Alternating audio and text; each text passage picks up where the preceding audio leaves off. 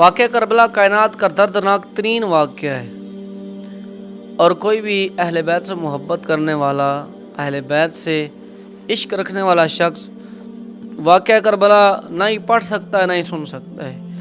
اتنا دردناک واقعہ ہے، لیکن یہ ہے کہ ہر ایک واقعہ کوئی نہ کوئی سبق دیتا ہے۔ واقعہ کربلا بھی ہمیں بہت سے سبق دے رہا ہے۔ امام حسین رضی اللہ تعالیٰ عنہ نے بہت مشکل وقت دیکھا۔ 7 محرم کو پانی بند کر دیا گیا، 8، 9 اور 10 3 دن پانی بند۔ باہر یزیدی فوج کا پہرا ہے، کھانے پینے کی کوئی چیز اندر نہیں آ سکتی، پانی پر یزیدی فوج کا پہرا ہے۔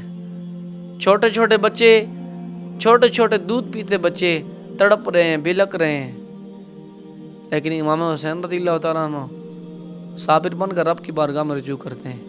امام حسین کے گھرانے کے اندر عورتیں بھی تھیں، ان عورتوں نے نہ پردہ چھوڑا نہ حیا چھوڑی۔ انہوں نے یہ نہیں کہا کہ مجبوری ہے۔ امام حسین رضی اللہ تعالیٰ عنہ کی کوئی نماز قضا نہیں ہوئی، امام حسین کے کنبے کی کوئی نماز قضا نہیں ہوئی۔ اس طرف یزیدی فوج کے خیمے ہیں، اس طرف اہل بیت کے خیمے ہیں۔ آپ ذرا فرق دیکھیے گا۔ آج ہم کہتے ہیں ہم حسینی ہیں، آج ہم ان کے نعرے لگاتے ہیں، آج ہم ان کی عقیدت اپنے دل کے اندر رکھتے ہیں، لیکن معذرت کے ساتھ ہم ان کی سیرت پہ عمل نہیں کرتے۔ جو ہمیں کرنا چاہیے وہ نہیں کرتے۔ چاہیے تو یہ تھا نا کہ امام حسین کے نعرے لگانے والے کی نماز قضا نہ ہو، لیکن یہاں رات کو امام حسین کے نعرے لگانے والے صبح فجر میں سوئے ہوتے ہیں۔ یہاں امام حسین کے عشق میں دگے پکانے والے اپنے فرائض سے دور ہوتے ہیں۔ یہاں امام حسین کی محبت کا دم بھرنے والے امام حسین کے نانا کے دین کی تعلیمات کے خلاف جا رہے ہوتے ہیں۔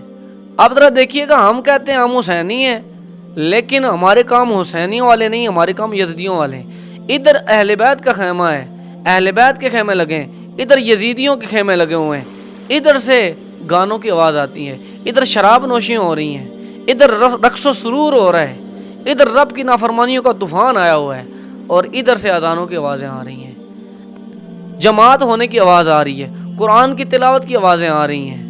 ادھر صبر کا دامن ہے، ادھر شکر کا دامن ہے، ادھر رب کی رضا پہ راضی ہو جانا ہے، ادھر سب کچھ رب کی بارگاہ میں قربان کرنے کے بعد بھی کہنا ہے یا اللہ ہم تجھ سے راضی ہیں، تو بتا کیا تو بھی ہم سے راضی ہے۔ اور ادھر رب کی نافرمانیاں ہیں کہ آج جو بندہ گانے سنتا ہے، جو بندہ شراب پیتا ہے، جو بندہ شادیوں کو موقع مجرک کرتا کرواتا ہے اور ان کے اندر شرکت کرتا ہے، جو لوگ سارے کام یزید والے کرتے ہیں، اور پھر وہ کہتے ہیں ہم حسینی ہیں، ہم کیسے مان لیں تم حسینی ہو؟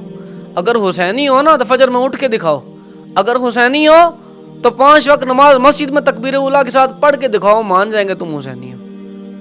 تو جو لوگ حسینی ہونے کا دم بھرتے ہیں، جو لوگ کہتے ہیں ہم اہل بیت سے محبت کرتے ہیں، جو لوگ کہتے ہیں ہم اہل بیت سے پیار کرتے ہیں، تو خدا را اہل بیت کی سیرت پہ عمل کریں۔ اہل بیت کا یہ کردار نہیں تھا، اہل بیت کی نماز قضا نہیں ہوئی، اہل بیت کی عورتوں نے پردے نہیں چھوڑے، اہل بیت نے رب کی نافرمانی نہیں کی۔ امام حسین رضی اللہ تعالیٰ عنہ نے اپنا پورا کنبہ شہید کروا دیا، اور سب کچھ دینے کے بعد کہا پروردگار سب کچھ دے کے راضی ہوں، تو بھی بتا کیا تو حسین سے راضی ہے؟ یہ کردار ہے امام حسین کا، یہ کردار ہے اہل بیت کا۔ آج ہماری طرف دیکھیں ہمارا کیا کردار ہے۔ حضرت امام زین العابدین رضی اللہ تعالیٰ عنہ وہ شخص ہیں جنہوں نے واقعہ کربلا اپنی آنکھوں سے دیکھا ہے، اپنی آنکھوں سے ساری ظلم ہوتے ہوئے دیکھے، سب زیادتیاں ہوتی ہوئی دیکھی، اپنے آنکھوں کے سامنے لاشیں اٹھتی ہوئی دیکھی، اپنی آنکھوں کے سامنے جو ہے وہ سب کو شہید ہوتے ہوئے دیکھا۔